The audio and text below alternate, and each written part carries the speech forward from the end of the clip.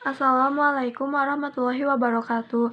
Perkenalkan, nama saya Destia Dewi Anjani, kelas 11 RPL 1.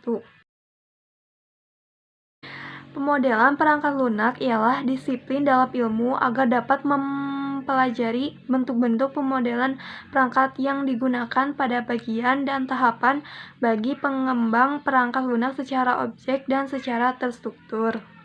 Pemodelan dalam sebuah rekayasa perangkat lunak ialah suatu hal yang dapat dilakukan di tahapan awal. Dalam sebuah rekayasa pemodelan lunak masih memungkinkan tanpa harus melakukan pemodelan terlebih dahulu, tapi hal ini sudah tidak dapat melakukan lagi dalam suatu industri perangkat lunak. Di dalam industri kita mengenal berbagai macam proses. Begitu juga dengan industri perangkat lunak. Perbedaan proses yang digunakan akan mengurangi aktivitas dengan cara yang berbeda-beda. Jika proses tersebut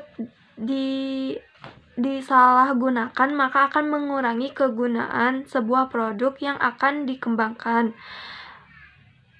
Dapat disimpulkan bahwa konsep pemodelan perangkat lunak berorientasi objek akan menggunakan objek.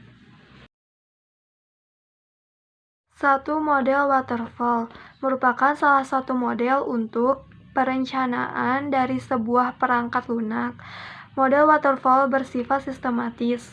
Penggunaan model ini dalam penerapan di kehidupan sehari-hari sangatlah memakan waktu dan sangat sedikit dipakai membuat software. Namun model ini cocok untuk bisnis kecil. 2.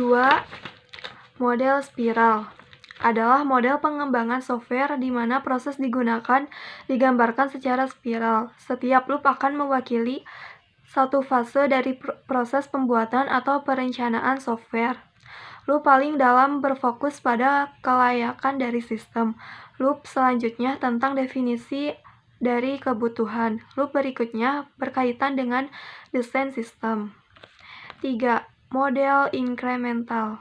Dalam model incremental ini, proses pengerjaan perangkat lunak akan dilakukan pembagian sehingga bagian selanjutnya akan dikerjakan setelah bagian awal telah selesai, dan selanjutnya sampai menghasilkan perangkat lunak yang lengkap dengan fungsi yang diperlukan, dan pengerjaan perangkat lunak akan dilakukan perancangan arsitektur software sebagai kerangka dalam pengerjaan perbagian.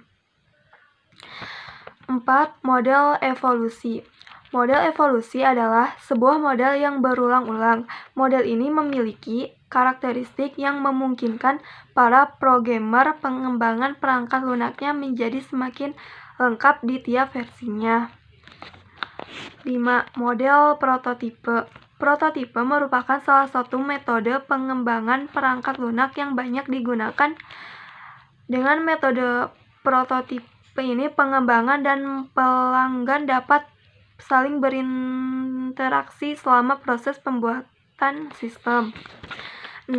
Model V atau V-model. Bisa diartikan model ini merupakan perluasan dari model waterfall.